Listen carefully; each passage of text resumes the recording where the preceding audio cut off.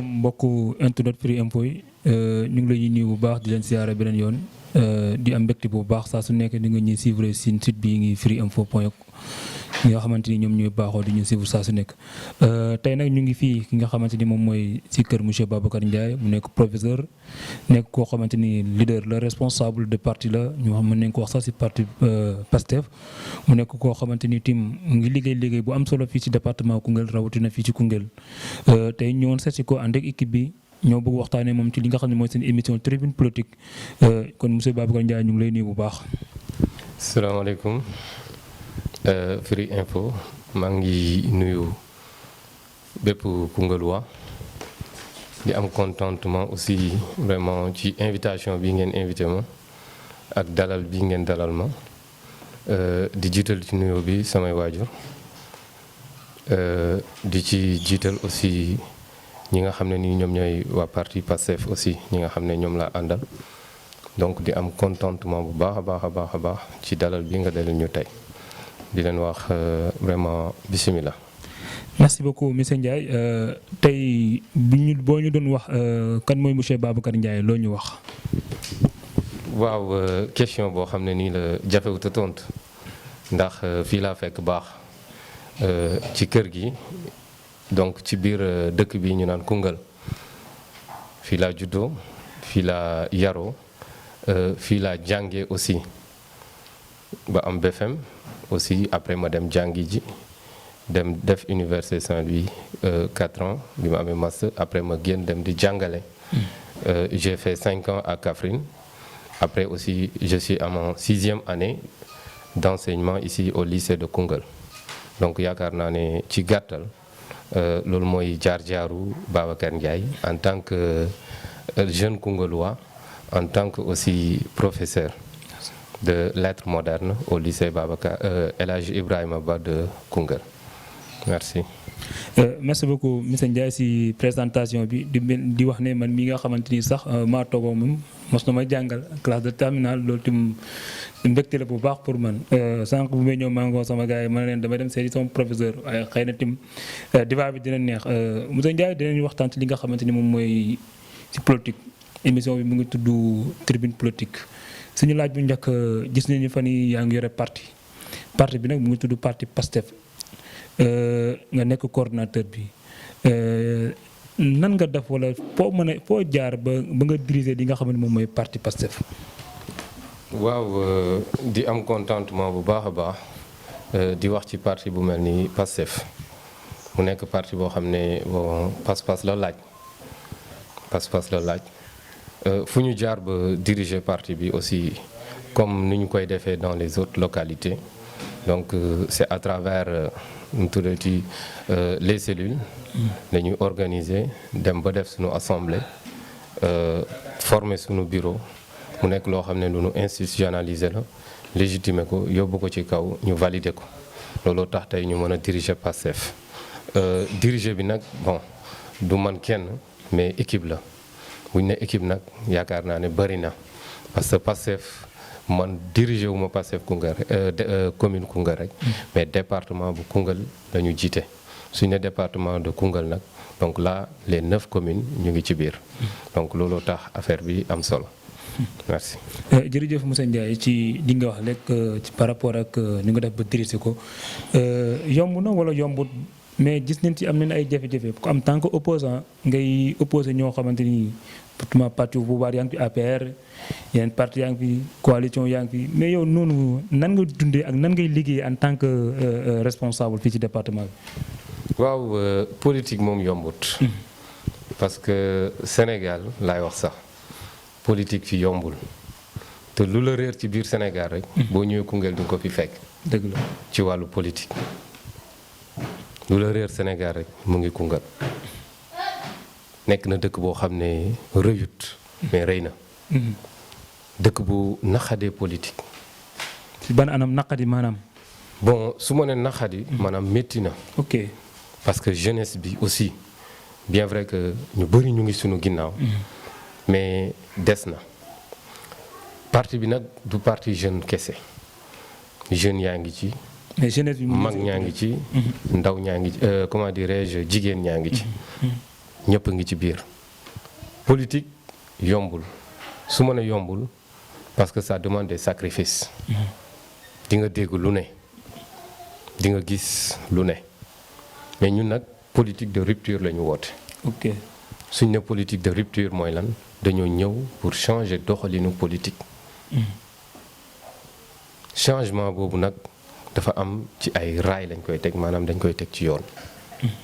dañoo am ni ñuy doxee te ni ñuy doxee noonu ba ñu commencé ba léegi noonu la ñuy doxee te ñu ngi ci am ay résultats mais nag booy def politique nit ñi dañu bëgg ñoom ni ñu gisee ci biti noonu la ñu bëgg yow ngay doxale déedéet maanaam dafa am yoon yu ñu tegu te lépp lu ñuy def rek balaa ñu koo def daneen ko waxtaane soog koo def bu ñu waree génn daneen toog waxtaan génn wax lu ñuy wax bu ñu warul génn daneen toog fu ñuy toog mais nag du ñu nangu ñu ñuy bëmax du ñu utiliser ñuy dem ci dugg ci yoo xam ne nii maîtriser wuñ ko après ñu ridiculiser suñu bopp. ok ñun politique boobu doxuñu ci.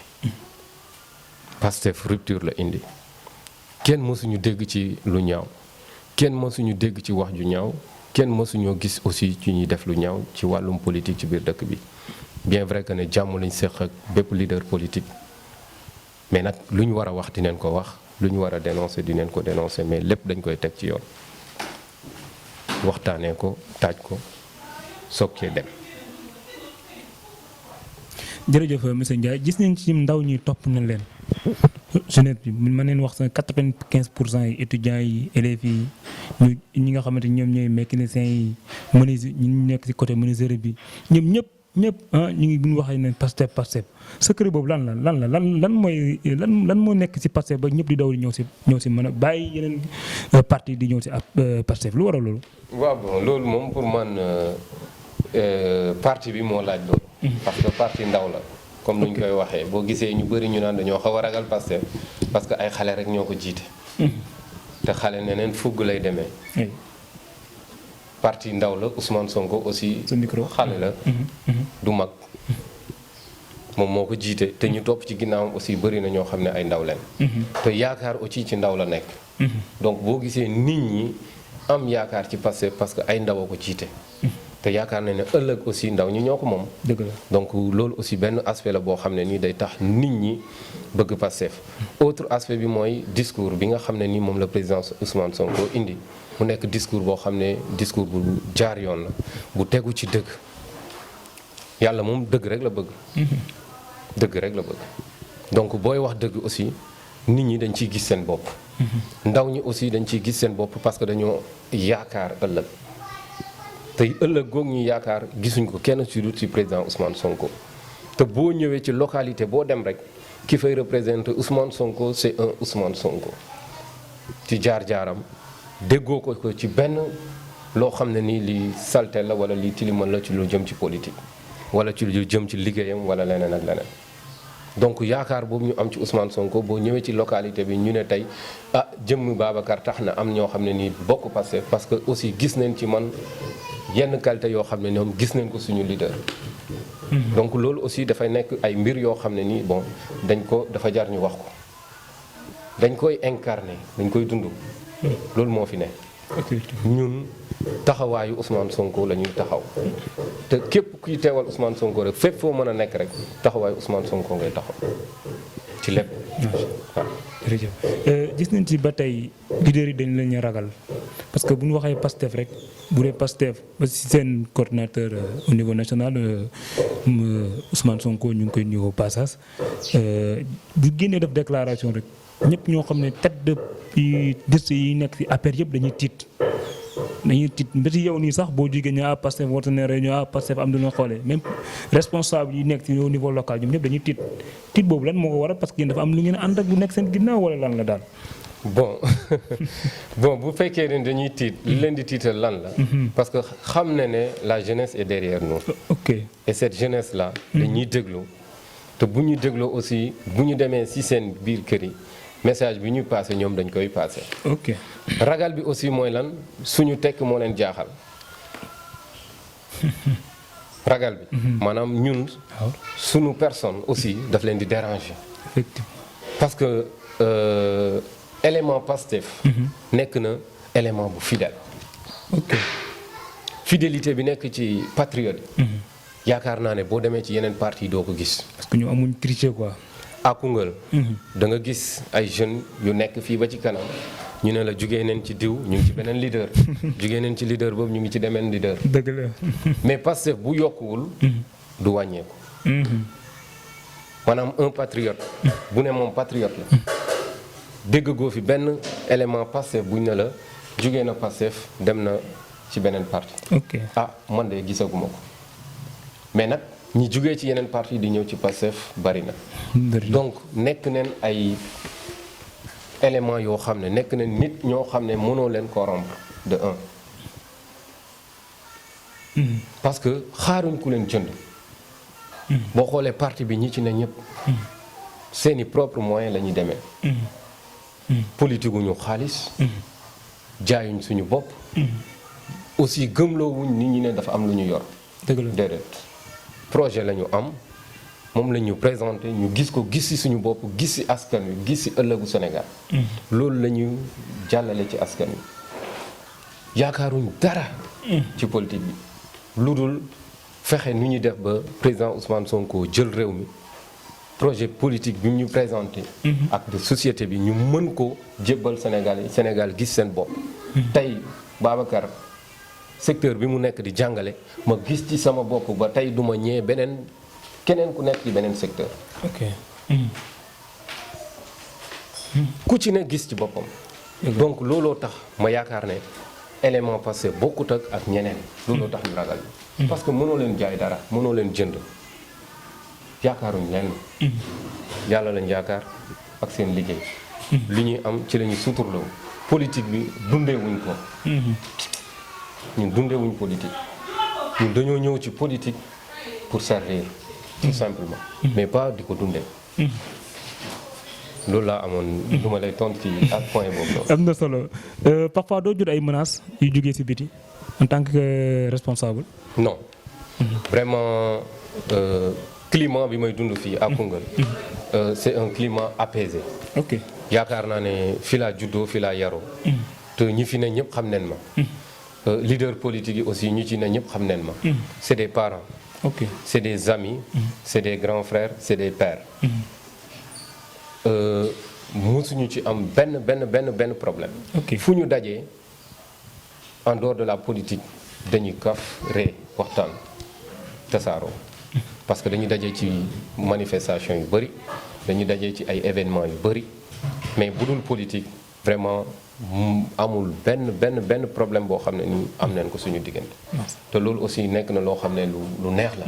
fu ñu dajee kaf ree parce que Koungheul moo ñu ñor. Koungheul la ñu bëgg. te Koungheul kenn duñu ko defaral. Sonko du ñëw defaral ñu suñu dëkk. ñun ñoo koy defaral suñu bopp. donc loolu daal wax dëgg yàlla moom climat politique bi nekk fii moom par rapport ak ñun les patriotes yaakaar naa ne amuñ ci benn animosité ak benn leader politique boo xam ne ñi mu ngi ci biir dëkk bi. waaw loolu moom gisuñu ko fi. jërëjëf parfois ndax doo jot ay ñoo xamante ay responsable comme ñi ngi jëm ci li nga xamante ni moom mooy danañ si ñëw élection locale maanaam danañ si ñëw tim si élection présidentielle en 2024 ndax amul ay leaders yu lay contacter si suuf pour préparer en 24 parce que am na ñoo xam ne bu demee ba xam ne xamuñu fu ñu jëm rek ñu daaw roofu ndax appel yow doo ko jot. waaw lu jëm ci loolu. waaw bon xanaa dans le passé. par exemple élection 2019 bi. y avait des comment dirais-je leaders politiques. yi tenté woon di ñu jéem a comment dirais-je corrompre laay mën a wax sax. je vais taire le nom. donc gars yi xam rek. di ñu jéem a détourner sax laa mën a wax. ah bon waaw di ñu jéem a détourner. proposer ay xaalis ah. non pas xaalis mais bon ñëw rangé wu seen kanam. ou bien seen ginnaaw sax laa mën a wax. ñëw rangé wu ci ñoom. ànd ak ñoom bon dem. ci élection yi. mu nekk loo xam ne ni wax dëgg yàlla lu ma jaaxal la. mais loolu bettoon na la non. non bettu ma. parce que yaa ko doon xaar quoi parce que bon ku ci ne xam ne Koungheul. ñi fi ne bëgguñu ay xale yu jóg émerger. ok c'est ça le problème. ah bon ngeen ko wax te dee. mooy ñi fi ne. ñi fi ne ay mag leen. Ok. ils ont fait leur temps mais ils ne veulent pas laisser la place aux jeunes. effectivement. te ku jóg bëgg a def politique. dinañ la contrecarrer. dinañ la jéem a ci. menace galgal bu ne mystique wax loolu lépp ñu ne. non yooyu sax c'est des yooyu moom yaakaar naa ne ay menaces mystiques et autres yooyu moom bon. non dafa yàgg Koungheul. c'est des détails. Ah, c'est des pour man c'est des détails. gëmoo ko daal. gëwuma ko ok. gëwuma ko. gëwuma ko parce que fii moom. yàlla lu mu bind ci jëwu doomu aadama ala kulli yàlla dana ko am. dëgg la du ay mystique. moom moo koy teree am. du leneen ak leneen. dëgg la. ku ci ne dañ laa gis nga juddu toog. dox ba toll ni ñu toll. defaluñu dara. suñuy waajur ñoo ñu yor bañ toll fi ñu toll nii. dëgg la donc ñun yaakaar yàlla lañ yaakaar. dëgg la mais ñëwal si fee yi nga xamante bu lay gars yi. comprendre waaw. di ñu jéem a détourner quoi en 2019. aussi di ñu diaboliser. ok bon détournement yooyu noonu bon defuñ ko directement mais indirectement lañ ko doon def. maanaam di jaar ci ay nit. pour ñu ñëw wax ak ñun parce que li ma la wax fermeté bi ñu am. mayu leen ñu ñëw di ñu aborder di ñu wax yenn questions yi. ok que comme li ma la ko waxee woon ñun 2019 lépp loo xam ne nii jëm na ci wàllu campagne ñun ñoo ko defal suñu bopp avec nos propres moyens. ah bon. waay ici dans le à département de Koungheul. Koungheul. Et on a sillonné presque tout le département de Koungheul avec nos propres moyens. On se cotisait entre patriotes. Sunu xaalis la ñuy jël jënd sunu essence ñi am oto indi oto ñun ñu ànd dem ci dëkk yi di dem di passer le message de Ousmane Sonko. Donc xam nga loolu ku amul gëm-gëm du ko def. doo ko def waaw loolu moom À effectivement. la place ñeneen ñi ñu ngi leen di jox ay millions pour ñu wër. mooy ngay def campagne. Pour te dire que ne ñun li ñu bëgg mooy li nga xam ne nii moom la Ousmane Sonko bëgg. maanaam changer réew mi. ñun dañ cee gis suñu bopp. parce que réew mi bu changer du ñun la changer mais ñëpp la changer. pour le changer. donc li ngay wax noonu am na. ok mais que ne ñi ngi ñëw ci ñun. pour détourner ñu. ñu ngi jaar ci ay buntu aussi pour diviser ñu. ok ok waaw. kon bëgg nañu yow yaa ngi koy diviser. dundee. non je sais que ne ils sont là pour nous diviser aussi. ah bon Il y a des forces extérieures yoo xam ne nii ñu ngi ñëw pour diviser ñu. su ma nee extérieur maanaam ñi nga xam ne bokkuñu Pastef. Oui. ñu ngi infiltrer Pastef. di jéem a diviser les jeunes di leen gëmloo yoo xam ne nii amul. ok mais nag ñun suñu parti du parti coxo-coxo. c'est un parti organisé et bien structuré. ok yu nekk ci ay raay. du ku ne fu ne ngay jugee ñëw ne man damaa bëgg a jël lii wala damaa bëgg a def lii wala damaa bëgg a jaar fii pour indi scission ci biir groupe parti bi non non. c'est bien structuré c'est bien organisé. donc yaakaar naa ne loolu buñ koy def ñiñ koy gëmloo buñ ko gëmee ba dugg ci buñ demee ba ci biir dinañ xam ne fii du fu janax neex rek nga jaar fa prox ndollu pour am dara. déedéet te Koungheul xam nañ li fi ne. dëgg la da ngay liggéey ñeneen jugee fële ñëw. yàq pousser la. ba nga monter la ci kaw ñi nga doon àndal. pour yàq la nga yàq. bu yàqu amee ñoom ñu ñëw prox ndollu jóg. jóg. donc loolu dañuy woo jeunesse bi. conscientiser leen la ñu gëmoon démb nañ ko gëm tey li fi newoon ñun bëgguñ doxee noonu. ok ñan xam ne benn leen ay intérêt personnel jiitaluñu déedéet.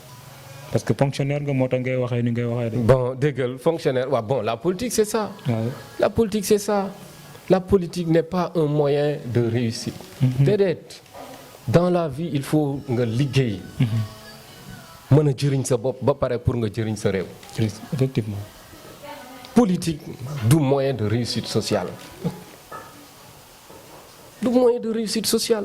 Mais malheureusement au Sénégal loolu la ñu gis da ngay gis koo xam ne du dara amul benn fonction liggéeyu dara mais politique la yaakaar pour tekki. tekki waaw. bëri na de loolu day indi ay frustration bëri na si loolu dafa injustice sociale boobu noonu dañ ko war a mën a xeex. du yoon dëgg la. du yoon. c'est pas parce que fonctionnaire la parce que dama def li ma war a def pour nekk fonctionnaire. ba jàng jotee dama jàng. yàlla dimbale ma may liggéey. soo ko dugg ci politique. donc yaakaaruma ko. tey mécanicien bi am na liggéeyam mu ngi politique. donc politique du moyen de ascension sociale. déedéet loolu moom mooy indi frustration yi gis koo xam ne nii amul benn qualification. liggéey dara toog dugg ci politique xëy suba di dawal ay 4x4 di tabax ay étages est-ce que yoon la. bëri na fi de. mais du yoon du yoon. kat ñoo xam ne si tool yi lañ jigéen moo nekk. tax ma ne la politique. oui. du moyen de réussite. déedéet. politique du moyen de réussite. nit ki da ngay ut am sa liggéey ba pare nga ne man kat. danaa politique pour jëriñ sama askan. danaa politique pour jëmale sama askan kanam. danaa politique pour sama gox jëm kanam sama réew jëm kanam. loolu man laa gëm. jërëjëf. man loolu laa gëm waaw. merci beaucoup mbokku internet yi ba tey ñu ngi la ñuy partager ñu ngi toog ak monsieur Babacar Ndiaye mu nekk professeur en même temps mu nekk leader responsable politique de parti PASTEF tey moom leen toog di waxtaan ak moom monsieur Ndiaye ba tey si suñu question yi dégg nañ ñu seetu président Assane Diop nga soxla wala seetu Mayacine Camara nga soxla ñaaree boo si soxla. chaise bi moom kenn moomu ko. yow boo si soxla yow. waaw wala ñaaree nga soxla. dama ni chaise bi kenn moomu ko. dañoo force tey bu yow ñu amee lu ñu bëgg. département bii Pastef moo koy gérer. ah bon que mu nekk mairie que mu nekk conseil départemental. non yow bu mairie bi nga soxla wala. waaw ñun man en personne. en tant que coordonnateur. bi ñu waxtaanee suñu biir parti. man la ñu proposé comme ma représenté leen à la mairie de Koungheul. la mairie de Koungheul. waaw donc man maay candidat Pastef à Koungheul. d'accord donc lu ñu bëgg mooy. jël mairie Koungheul liggéeyaat ko. gaa yi nee na waa ji fa nekk dafa dëgër bopp de. bon dëgër bopp yaakaaruma ko. parce que ñun ñoo ko fal. c'est la jeunesse de Koungheul ñoom ñoo ko fal. yaakaar lañ amoon ci moom fal ko. ay étudiants surtout jeunes yi ñoom ñoo jug jàpp ci. mais est-ce que dina yomb nga gagné mairie Koungheul est-ce que dina yomb. élection moom ku ne la yomb na da lay nax. mais mairie bi laa la wax. ah pourquoi pas yomb. est-ce que yaa ngi toog di xalaat bis ñëw nga toog nga ñëw nekk candidat comme ni nga ko waxee nga ñëw nekk si biir mairie seera ñi mairie bi di liggéey. Mayacine ku ne ko woon da nga gagné mairie Koungheul mu ne la déedéet. biñ ko koy wax mu koy gëm. buñ ko koy wax mu koy dégg bay ñëw di campagne fii. ku ne ko woon da nga gérer mairie Koungheul mu ne la loolu moom mënul nekk. et pourtant def na ko. mais APR dafa lan bëri moo tax. mais fii. mais Ndiaye APR dafa bëri doole jamono yi de. non loolu la ñu gis. ok. ñoom. dañoo jàpp ne dañoo bari doole mais duñu dara. les gens les ont désavoués bu yàgg. ah bon nit ñi dañ leen a weddi. ok. gëmatuñu leen parce que lu ñu wax lu ne rek. la cay dëgg dañ koy seggaat. ok. mais pourquoi pas waruñ mën a jël mairie Koungheul. non boobu. Mayacine il a fait 12 ans à Koungheul. si lu mu mënul réussir. non yow mën nga ko gagné lan la war a mën a réussir at. mën nga ko gagné te dañ lay ñaanal sax incha allahu. dama ni. ñun gëm-gëm la ñu am. dëgg la engagement la ñu am ak détermination que ne ñun ñoo mën a relever le défi te incha allah ñu ngi ci terrain bi te ñoom xam ne ñun ñu ngi ci terrain bi. non yéen moom gars yi dañ la ñu ragal sànq wax naa ko sama biir kàddu. dama ne ñu ngi ci terrain bi te ñoom dinañ xam ne ñun ñu ngi ci terrain bi. te ñoom xam ne ñun ñu ngi ci terrain bi. kon commencé ngeen fa ñu jaaroon ñoom. Mayacine fi mu jaaroon ba jël mairie Koungheul moom na xam ne tànk yooyu ñu ngi fu ko raw. mu ngi fu ko raw. donc ay gëm nañ ne ndax dangeen ko jëlam duñ ko jël loolu moom bon du débat yaakaar naa. mais est-ce que par rapport ak question bi noo ko gisee. bon métti na. métti na torop métti na torop mais nag ñun daj nañ fi lu ne. mais est-ce que nekk yéen a tax gars yi. dama ni ñun daj nañ fi lu ne. yéen a tax Macky def daj nañ fi lu ne. li gënoon a métti mooy parrainage. en 2019 jaar nañ ci. mais bi 15 millions la de. déggoo ma de. jaar nañ ci parrainage. fukk ak juróom. dama ni ñun jaar nañ ci parrainage. mais boobu est-ce que gars yi dañ ko mën a. bi ñuy jaar ci parrainage c'était pour nous éliminer. ok. mais gis nga fu mu mujjee. tey ñu ñëwaat ñu indi caution. ñun suñu journée de levée de fonds bi ñu defoon pour préparer suñu nemmeeku tour au niveau national. gis nga liñ fi dajale. en une journée plus de 120 millions. bëri woon na de. donc gars yi tiit arrêté leen quoi. kon caution moom. non du ñun lay jaaxal. ok du ñun lay jaaxal. fii amul benn maanaam xeetu galgal bi ñuy teg boo xam ne nii dinañu mën a tere dem. mbir mi moom li ñuy wax rek bari ko ci mbartal da ngay puus mu dem ñàkk puus mu dem. mu dem. Pastef dafa nekk parti boo xam ne dafay dem ku ci jàpp dana dem buñ ci jàppul aussi bu demee dana fi bàyyi ñu bari est-ce que yaa ngi am ay nit yu lay bëgg a jàppale par rapport ci coalition affaire yooyu coalition ak yeneen parti yi. waaw loolu ñu ngi ciy waxtaan bu baax a baax. yeneen parti ñoo la ciblé ko. non. non dañu bëgg a xam rek. Excuse-moi. Pas plus tard que ces derniers jours. yaa ngi gis ne Pastef def na fusion. ok ak yeneen parti politique yu bari. mais dañu tuddoon ñu noonu non yow yaa ma gën a xam yow journaliste. pour ñu xam man xam naa man xam naa. mais ñu lay fusion ak ay parti politique. oui gis nga loolu vraiment bon nekk na loo xam ne nii daf ñuy dooleel. te parti yooyu noonu ñu fusionnel dañu pare pour liggéey ak ñoom. dëgg la. ñun moom opposition bi dàquñu kenn. dinañ dem waxtaan ak ñi nga xam ne nii ñoom la ñu war a waxtaanal mais nag tout sauf mooy Benno Bokk Yaakaar. tout sauf Benno Bokk Yaakaar. non tout sauf Benno Bokk Yaakaar. mais Benno Bokk Yaakaar mën neen roccee ko ci suuf comme gars yi ñu ngi koy defee comme ni ma la wax sànq. si biir comme par exemple. mën neen dem ba si biir am ñoo xam ñu nekk si suuf di leen financer pour bàyyi xel ni boo leen gagné. ñoom ñu ñëw bokk. fan la ñuy bokk 2024 loolu gis nañ ko fi. fan la ñuy bokk. comme tey koo xam ne parti APR la bokk. Benno Bokk Yaakaar mu nekk parti APR. tey ñu dem ba élection yi locales yi ñëw. ñu woo la si suuf Moussa Ndiaye man dama bëgg ànd ak yow. mais si secret discrétion. amul problème mu jox la mu financé la si biir. ànd ak yow. waaw bu ñëwee nekk ci ginnaaw rek. mu nekk ci ginnaaw. amul problème. yow daal du nekk ci kanam. fan lay nekkee ci kanam. ok. parce que kooku ngay wax tey moom Macky Sall la fi nekkal moom lay liggéeyal. oui. tey boo ko jiitalee bu gagné kan lay woo. kan moo koy félicité. non nañ ñëw. waaw bu ñëwee ils vont se ranger derrière. bu boobaa da nga koy protéger. dama ni ils vont se ranger derrière ils seront dans l'ombre. effectivement. xam nga li ma la wax. bu baax kay. voilà ñun ci ay raw gàddu lañ jëm. mais du yomb waa. dama ne ci raw gàddu lañ jëm te pare wuñ pour kenn raw ñu te pour nga raw nag da ngay nekk ci kanam.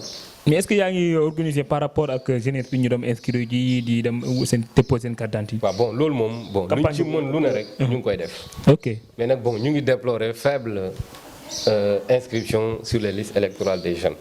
ah bon c'est faible par rapport ak li ñu doon xaar. ok par rapport ak li ñu doon xaar. on a tenté de sensibiliser. On a tenté de faire passer l'information mais jeunes yi aussi des na engagement bi dafa des. parce que xeex bi aussi du ci ay réseaux sociaux aussi xeex bi du wàcc ci terrain bi di manifester. xeex bi bu gën a am doole mooy carte électeur. moom mooy xeex bi. te mbindu mi expliquer leen ko expliquer leen ti ko. que ni amul rang da ngay dem ñu inscrire la. c'est tellement simple et facile. da ngay dem inscrire kese. même bu fekkoon ne tey ñi nga xam ne ñu ngi jugee ci yeneen village yi di ñëw fii di ut carte d'identité. yaa ngi gis ne dañ fiy fanaan ay ñaari fan ba ñetti fan pour am carte d'identité.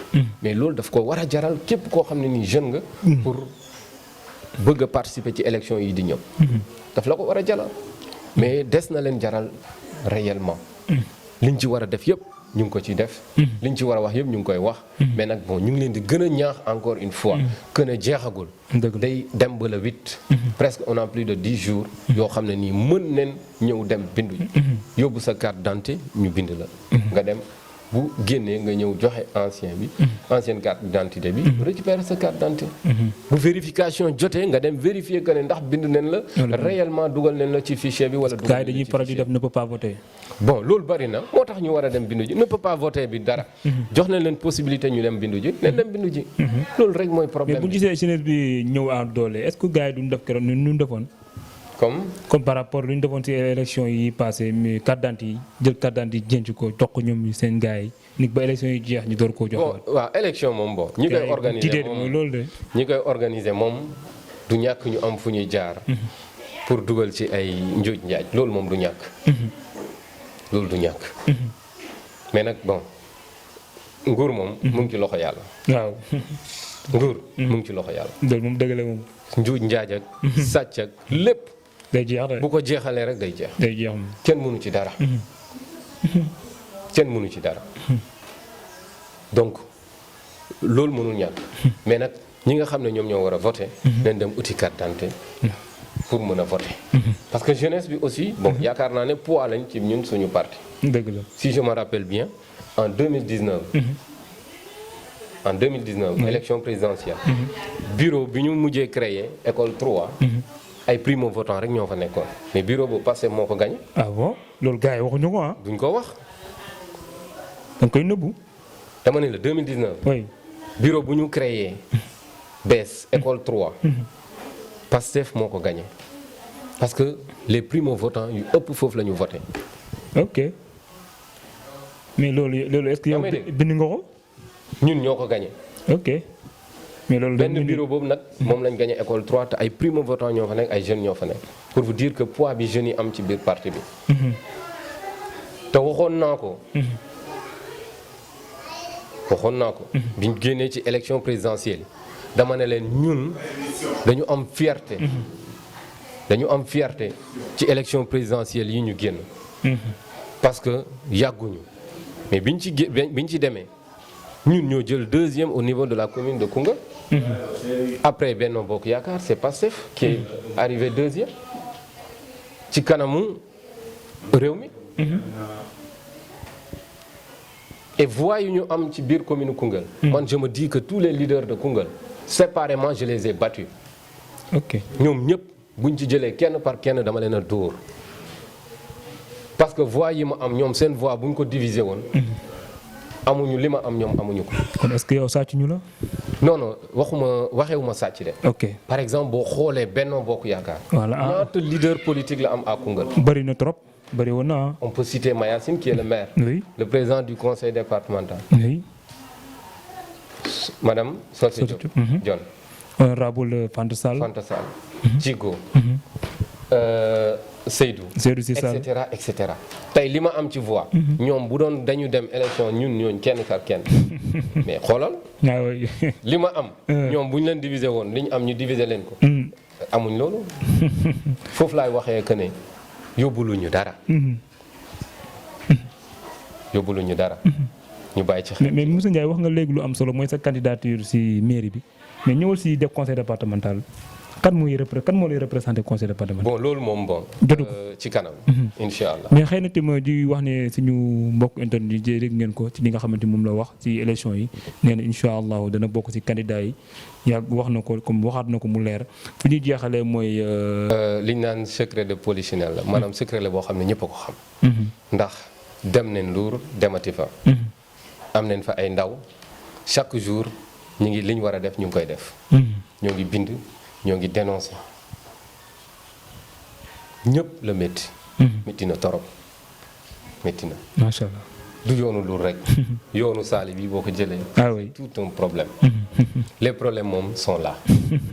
tey Koungheul gi lu ko ëpp problème yàlla sàkku ko. xëy na tamit ñu ngi lay xaar boo ñëwee defar ko. ah problème yi fi ne. courant bi bu ngalawee courant coupé bu xiinee courant coupé kañ lañ gëj a am courant depuis kañ. ci ban heure mais nañ ko wax. ndox la même chose bu courant coupé ndox dem. problème yi fi ne mënuñ ko wax. problème yi fi ne mënuñu ko wax. ndax dafa bari. li ñu war a wax yëpp nag. li ñu war a wax yëpp. xam nga ko xam naa. population bi xam nañ ko. suñu jooytu mooy lan ndox bi. courant bi. yoon. en plus le problème du foncier à Koungheul. képp koo xam ne ni Koungheul waa nga rek. dund nga ko. dëgg la man mii di wax ak yow dund naa ko. dundati ko. dund naa ko dundati ko. jërëjëf ñu ngi lay jaajëfal bu baax. yaa ma gën a xam loolu. te ñi may déglu xam neen ko. ñi ñuy seetaan xam neen ko ñi koy gérer xam neen ko. tappale bi dafa bari. tappale bi dafa bari. Koungheul nekk na dëkk boo xam ne nii neexul defar. booy woote lu jëm ci defar. nit ñi duñ la fekk si. booy woote ci dénoncer nit ñi duñ la ci fekk si. lépp loo mënti def rek lu dul ay tàggaate nit ñi duñ ci sawar. les gens sont dehors ci biti la ñuy ne di critiquer. mais boo ne leen kaay leen ñu dem ñaxtu du ñu dem. mais nag ñun fu ñu tegoon seen tànk rek. fa lañ koy continuer di teg. jërëjëf. lu ñu war a wax dañ ko wax. lu ñu war a def dinañ ko def. te incha allah démarche boobu noonu. ñu ngi ci dinañ continuer. te li ñu bëgg bu soobee yàlla dinañu ko defal incha allah. jërëjëf monsieur Ndiaye suñu technicien wax mu ñu xamal ne heure bi jot na kon mbokk yi yéen ko gisandoo ñu ngi amoon mbégte toog ki nga xamante ni moom mooy le leader responsable Pastef nekk professeur. nekk ti mën naa wax di sax sama professeur la parce que jàngal na ma en terminale di am mbégte bu baax a baax mu dalal ñi fii këram ñu waxtaan ci li nga xamante moom mooy suñu émission tribune politique monsieur Ndiaye Firi Infos mu ngi nii looy xaar si moom. waaw bon di leen ñaanal rek. incha allah vraiment bon keroog gis nañ leen ci finalu tournoi du sifflet bi. nekk loo xam ne lu ma bett la. di leen ñaanal. ngeen bëgg a yegg yàlla yeggale leen fa. amiin di dem ba mu nekk ab télé. boo xam ne nii vraiment dina mën a couvrir lépp loo xam ne nii mu ngi xew ci département bi. au-delà au niveau national et international. incha allah di leen ñaanal bu baax a baax a baax a baax dina xam li ngeen bëgg yàlla leen ko yàlla defal. vraiment di aussi am contentement encore une fois. ci dalal bi ngeen dalal ñu. waaw vraiment nekk na loo xam ne lu ñu rafetlu la. di sant di gërëm. yow Omar. ak monsieur Seye. di leen gërëm bu baax a baax. di gërëm aussi waa Pastef. merci beaucoup pour la confiance encore une fois bi ñu am ci man. di gërëm toute l'équipe de Pastef. di gërëm sama jigéen. bi nga xam ne nii moom mooy jigéenu Pastef.